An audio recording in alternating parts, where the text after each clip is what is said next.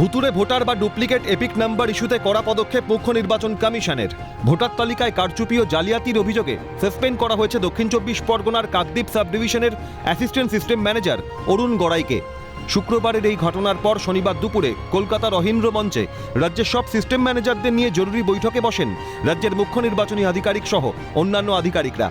Commission সূত্রে জানা গিয়েছে, কাকদ্বীপের যুগ্ম বিডিও তথা সহকারী ইলেকটরাল রেজিস্ট্রেশন অফিসারের সিস্টেমে অবৈধভাবে লগ ইন করে যোগ্য ভোটারের নাম বাদ দিয়ে অযোগ্য ভোটারদের নাম অন্তর্ভুক্ত করেছিলেন সংশ্লিষ্ট অ্যাসিস্ট্যান্ট সিস্টেম ম্যানেজার অরুণ গড়াই।